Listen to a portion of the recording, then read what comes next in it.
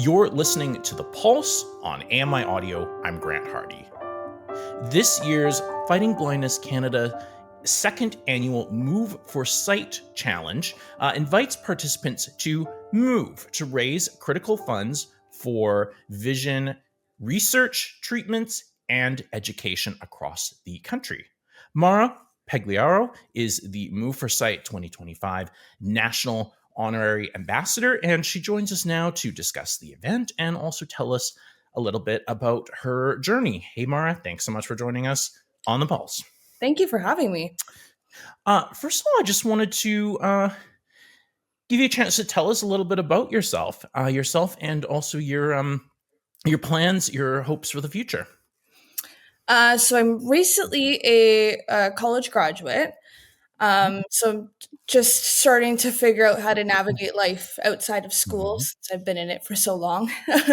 But literally and emotionally, I don't really have any clear dreams for the future right now, which is okay. But I'm excited to see what life throws at me next while I try to figure things out. And I'm honestly open to wherever the path leads me. Can you tell me a little bit about your own vision loss journey? Yeah, so in February 2024, I went in for a regular eye exam with my optometrist. We did all the regular things. And then she took one of those pictures of behind my eye and found something a little bit concerning. It was like a little bit of an extra pigment in my eye, my right eye specifically. And she was very supportive. She was right away, she's like, "Do you want your mom in the room for this?" And I said, no, I'm okay. And she broke the news that, there's something a little bit concerning. You're going to have to be referred to an ophthalmologist. So we did that. Many tests later, genetic testing, ERG, I was diagnosed with Stargardt's disease, which is a genetic inherited eye disease, which may cause progressive vision loss. Sorry. It was completely unexpected. As you know, I'm 23 years old right now. At the time, I was 22, so pretty young. And I was just it was completely unexpected, but it has been part of my life journey now. So I'm just trying to navigate through it. Yeah, absolutely. And you're probably noticing some key changes with your eyes, with your sight over the last year or so. Not so much. I haven't had my yearly follow up with my ophthalmologist yet. Mm-hmm. I'm not exactly sure like what changes have been happening. I personally haven't noticed a difference. Fingers crossed it stays like that, but it hasn't in my eyes, my vision. I haven't seen it progress, so hopefully it's all right. You were talking about the experience with the optometrist a little bit, but just in general, I'm just kind of curious about the medical system, like from that perspective. How was your experience just in the office? Like, did you feel there was some support there, or kind of helping walk you through it a little bit? Like for the optometrist or the ophthalmologist? Or I both? guess both. I guess really, dare I say, bedside manner, or kind of like just support while you're in that office environment. Like my optometrist, very supportive. I've been going there since I was a little kid, so I know her very well. And she was very supportive. Like I said, she before she broke the news that something was concerning, my mom was waiting outside because she had my dog with us. But um so she was waiting outside and she was like, "Did you come here with anybody today?" And I said, "Yes, my mom is in the parking lot." She goes, "Okay, did you want to call in your mom in the room?" And I said, "No, I'm okay. Like I'm Yeah. 22 years old. I can handle it." And she was like, "No, I think you want your mom in the room for this." And I was like, "Well, she has our dog, so I'm not sure she can come in." And she was like, "Well, did you want to go outside?" And it's February in Canada. Aw. in Ontario and it was freezing. So I was like, no, it's okay. I'm like, how about we just call her? She was like, that's perfect. So we call my mom, and she broke the news to both of us. And she was very, very, very supportive right away. Yeah. Like, I'm gonna send you to the best ophthalmologist that I know of. She goes, there's one in Hamilton. Um, there's a few in Hamilton, but the one that like I was gonna refer you to has a little bit of has bad bedside manner, to put it into words. Mm-hmm. So she was like, but there's one a little bit further out of Hamilton. That I'm gonna refer you to because they're super amazing. And she was right. They were amazing. He sat me down, he went through all of it. Um at first he Yeah. thought I had cone rod dystrophy, and it turned out Mm. to be something different through like testing and stuff. It was turned out to be Stargardt's. But he led me through like, how to slow the progression a little bit more. So it was a good experience, I would say, altogether. Yeah, and that's good. I was just curious about that, human element and how well they were, you know, kind of looking after you. So that's really good to know. Mm. Um, so I'm just curious, after the initial diagnosis, what are some techniques you use to try and cope with the emotional uh, toll? Well, first, a huge technique that I used was, well, not really technique, but I started educating myself. Mm, There's a huge misconception about vision loss in media, in TV mhm, shows, in movies. And, like I completely thought that being blind, like I was going to lose my vision completely one day. And I was going to be mhm, completely in the dark and I'm going to be 100% like it's going to be black. Come to find through research and actually educating myself, like only a really small percentage of people completely lose their vision. So mhm, that kind of gave me a little bit of hope and made me feel a little bit better. Um, but just educating myself gave me a huge sense of like, feeling okay and being emotionally like present, and that my emotions are valid, because you can see that other people are googling these questions. mm, So other people that have been diagnosed are also googling these and being like, oh my gosh, like what's going on. But also having a support system behind you is huge. So my friends and family have been nothing but amazing throughout this past year or so of me going through this journey. My parents, especially. My mom is researching different vitamins I can take and all mhm, this stuff so that it kind of slows the progression down. But even just having them like listening to me and not having to have like an answer for me, but just a space where I can talk through my emotions and how I'm feeling, whether it's grief, whether it's anger, whether mhm, it's sadness.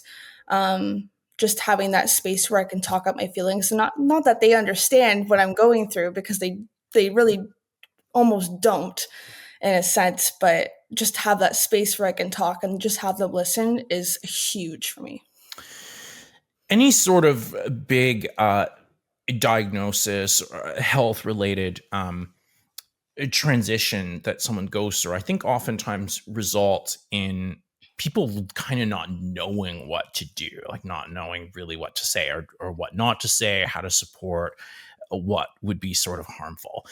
It sounds like a really key thing, and you've kind of mentioned it, is just being there and listening and not isolating you, being there for you. But do you have any other advice for people, others in this situation, for their friends, their family, to support them on their journey? Well, educating yourself is a Hmm. huge, huge, huge thing. Um, and just like, having those emotions of like, I don't know what to do. I'm in grief. I'm mad. Going through those is part of your journey. You're going to feel them. It's okay to feel them. Um, and just having that support system, really, really, really building a strong support system is huge. and also get involved. Um, Reach out to organizations around you. Fighting Blindness Canada is not like national, so we have events that are happening in Toronto, and also I know that they just recently hosted one in Calgary and maybe in Vancouver as well. But reach out to that community because they know what you're going through as well. Yeah. They've been through it. So sharing stories also helps a lot. And just hearing what other people have to say about like even just sharing coping techniques is amazing. Yeah, 100%. Definitely, if you have a disability, you don't want to isolate yourself, which is often something that people do, but instead really reach out to the community. So let's talk about that community with FBC, Fighting Blindness Canada. First of all, can you tell me a little bit about how you even found them, or once you found them, how did you get involved with them? Yeah, so it was a few weeks after my ERG test, so my electroretinogram. We were waiting. My mom and I were at we're getting our nails done. We were at a nail appointment, and we were waiting on the results. We were kind of just talking about it, just being like, "Oh, I wonder how it's going to turn out." And we were talking about it. And she's scrolling through Instagram as we're talking, and she sees an Instagram ad that was for Move for Sight. And she's a former runner, so she Mhm. is really involved with that community. But she was like, I didn't know that this was a thing. Mm. So right away, we were like, let's create a team, let's get people together. Um, and let's do it. Like, so we created our team that night. We got everything together, and then she's like, "Well, wait, let me look further into this organization that's doing it." So we were looking on the Fighting Blindness Canada website to find like so many resources of people like for people who are recently diagnosed, people who are getting cataracts. Like literally, it doesn't even have to be like that. Like you're losing your vision. It could literally just be like something like cataracts or like they just have so many resources, and it was also educational, and they like all the events that they're hosting. Like I was just so overwhelmed, but to find this through an Instagram ad was crazy. Yeah, it's cool. That's one of the few ads on social media that is useful, Right. very useful to see, right? So, um, no, but in all seriousness, no, that's amazing that you got connected with the organization. And you know what? Let's talk about Move for Sight because we're already talking a little bit about it. Uh, tell me a little bit about it. When they say people are invited to move, what will Move for Sight consist of? So Move for Sight, it started off as a cycle for sight, but they moved it into just being like a general move. So there's two ways you can do it. One is in person in Toronto. So if you're in the Toronto Mhm. community, we're doing a walk at Earl Bales Park in North York area. And then the second way you can participate is just doing it virtually on your own. So you can start up your own team, or you can find a team in your area.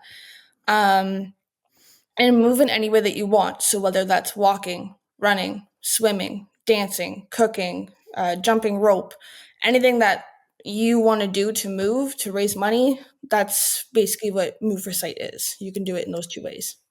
And like it is part of it just sort of the social media component, like if you're doing maybe some jumping rope, whatever is accessible to you, to kind of put that call out there and raise awareness for others on social media. Is that kind of the idea? Yes. Or So just how? Yeah. there's also a fundraising component to it as well. So if you join a team or you're doing it individually, like you can post your fundraising link to social media. And there's also a an official hashtag. I think it's hashtag Move for Sight. I'll have to confirm with you, Grant. Yeah, we'll put that in the description here. And But yeah, there's an official hashtag. So whatever you're doing that day, it's on June 22nd. You can use that hashtag, post it on social media, and then Fighting Blindness Canada will repost as Mhm. well. um, as honorary ambassador for the 2025 event, what is your role in particular, and how did you become their ambassador for this year? That's a very good question. Mhm. Last year, I gathered my team. I named it Shades of Hope. So my team last year raised $5,400 for Fighting Blindness Canada, which I'm very proud of. Um, and we just did a walk in the Hamilton area. So we just invited anybody that we knew. I sent in my photos to Fighting Blindness Canada because they sent out a huge email being like, if you have photos from your move today, send them Mhm. in. So I sent in like a whole bunch of photos and they loved them. So I've been in contact with them ever since. And at a event in this past September in 2024, my mom was had a conversation with the CEO, Jennifer Jones, and they were just talking back and forth, and she knew who we were because of our Move for Sight team. So we were just talking, and I guess I'm not 100% sure how they chose me, but I guess I just really stood out. And my positivity and my journey really stood out to them. So Mhm. they asked me to be their honorary ambassador for the 2025 Move for Sight, and I said yes because why wouldn't you? That's Mhm. like such an honor, and I'm so excited. But yeah, What are your goals for the event this year? Last year, you mentioned a little over 5K, 5,400, I think you said. What are your goals, either monetary or just in general, for the event this year? um, honestly, just to raise awareness, not only about Stargardts because that's what I have, but other causes of vision loss as well, and just to encourage people to register and to walk, whether it's in Toronto or on your own. Like, get out and move, and help us raise funds for such important research in sight saving initiatives that Fighting Blindness Canada is a part of. How does an event like this make you feel? So happy, honestly. Just seeing community come together. I know last year it was a little bit different. I'm very excited for this year's. Last year was a little bit different just because it was my own friends and family.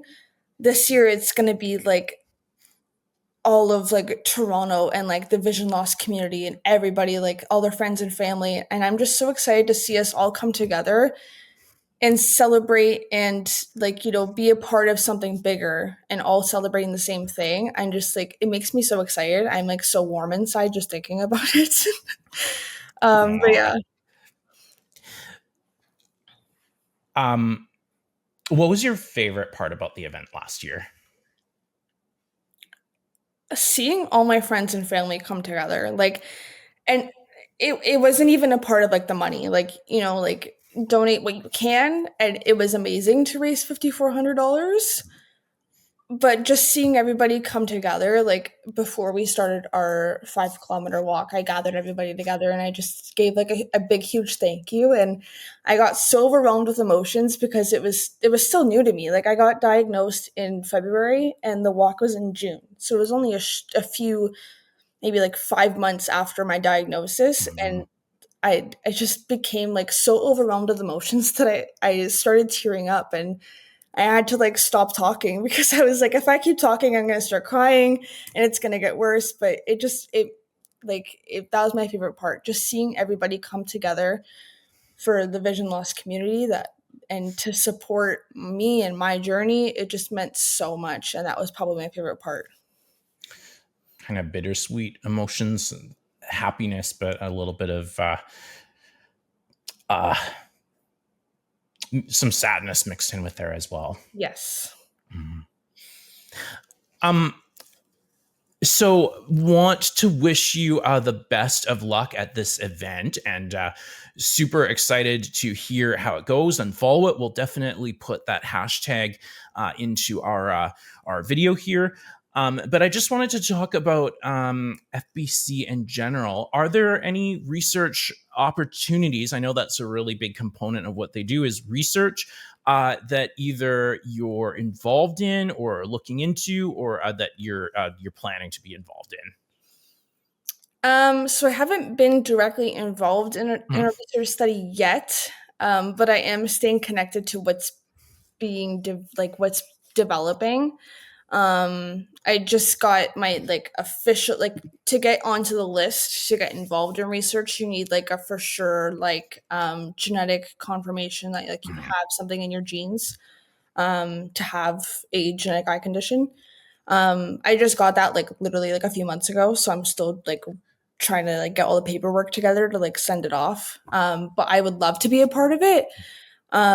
Just haven't really been at that, like, you know. Everything takes time. The Yes, medical system and the exactly. paperwork. Yeah. Let's not even say how long that paperwork takes. Yeah. Have you heard of any research happening that you're particularly excited about, or maybe some of your contacts there, your friends have mentioned to you that they're involved in? Um, I also haven't heard of anybody That's being okay. involved like directly. Like I'm still trying to like get, get more connections in the vision loss community. Mhm. There is one that I heard. I don't know if it is specifically happening in Canada.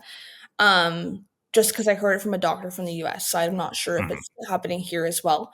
But there is one where they're trying to. I don't know if this is correct. Don't quote me on this. But I know it's something to do with the drug metformin for diabetics. Okay. They're using that to help slow the progression of loss of vision in Stargardt's patients. Interesting. Okay. So yeah, there's a trial with that happening right now. I'm pretty sure it's in the States. So Yeah, that's cool. hmm. And how do you feel thinking about just some of the research that's happening? I know every now and then on our channel we've heard about some sort of breakthrough that FBC has been involved in. How do you feel just thinking about those upcoming opportunities that you might be directly involved in? It's amazing. Like I hope I'm a part of one of those breakthroughs because that would be like amazing to be a part of. But like like all of these researchers, like I can't believe like their work, and like I thank them every day because like wow, like how amazing would it be to like have a breakthrough like that? But to know that like I would possibly be a part of them one day, like that's amazing. Absolutely. Just want to talk a little bit about you in general. As an aspiring dancer, first of all, can you talk a little bit about just what dancing you like to do and why you love it? So I was a growing up, I was a competitive dancer. So I did many types of dance. My favorite would have to be hip hop. Um, that is the one I continued with in college. But I did like many different styles: tap, ballet, jazz, lyrical, like all the anything you could think of. I did it growing up, but right now it's hip hop mainly. Hip hop is the best. It's just so creative. It is. Uh, can you describe it a little bit? What the kind of movements are like? Very like low and like very low and grounded and like very like groovy. Like I don't know how else to like very describe it, but like it's very like like when like you're like you hear like your favorite song and you're like swaying back and forth and you're like grooving on your own, like that is hip hop. Like that is it. That's the best. And have you thought? Now I know you said that that at present you're not really seeing a lot of changes there with your vision. Have you I don't know. Have you looked into kind of the future of dance, or is there any dance component in FBC? Maybe other people in the community who are doing hip hop dance, or just what are you thinking about the future of dance for you? You know what? I have kind of put my the dance part of my life on hold for now. Mhm. Just because I had so many things going on. Like even with my diagnosis, like Mhm. it did get me through a lot of that emotional component of it. But just graduating college and trying to like, navigate my life with this new diagnosis was kind of a little bit hard. So some of the things in my life had to go on hold, and that was one of them. So I'm hoping this year I can finally pick it back up, but we'll see. I haven't really looked into anything, but that is probably one of the things that I will research about for sure. I just have a couple other things. I'm putting you on the spot a little bit with this one, so if you don't want to answer, it's no problem. But I'm just curious, especially now you're doing more things with the media and social media. What's it like to put your story out there? Uh, it's great in a way that, as a 22 year old looking up um something like this of like getting a new diagnosis right away, you go to social media because every who doesn't go to social media for Mhm. things now, right?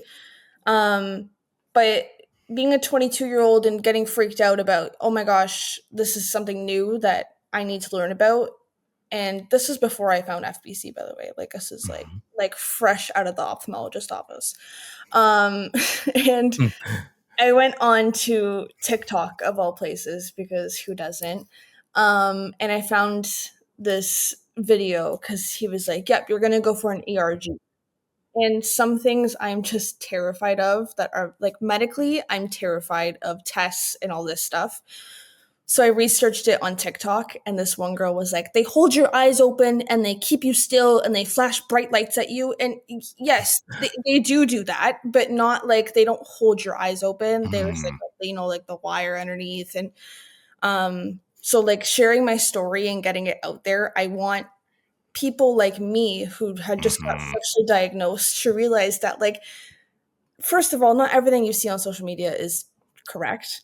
And two, there are people like you out there that were in that spot at one time. So 100%. just sharing my story gives me hope that like a 22-year-old girl like me that just got fresh out of the ophthalmologist office will see my story and be like, wow, like she did it, so I can do it too. Um, That's just so important to have mhm. that information. I just wanted to ask you real quick, what impact has FBC had on your life? Huge. They've provided so much support. Like I can't even like begin to explain it. Like it's just they provided me with so much support. They have so many programs that like you can be a part of. I'm part of their young leaders program, so it's people aged 18 to 24 that are experiencing vision loss. They all get together and we all like last time we met was about advocacy, so we learned about how to Mhm. be an advocate for ourselves because we are so young and um, it's hard when you're young, when you're this young.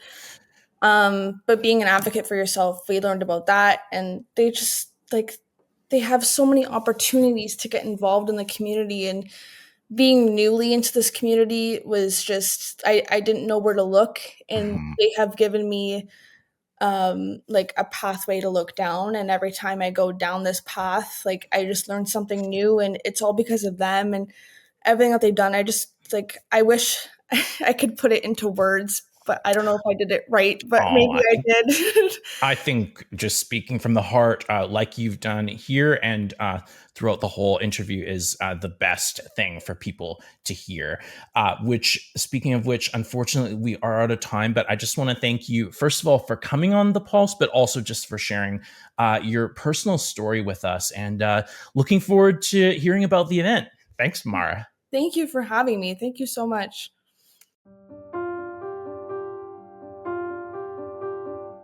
The Pulse airs on Tuesdays and Thursdays at 1:30 p.m. Eastern on AMI Audio. You can also catch the show on YouTube or wherever you get your podcasts. I'm Grant Hardy. Thanks so much for listening.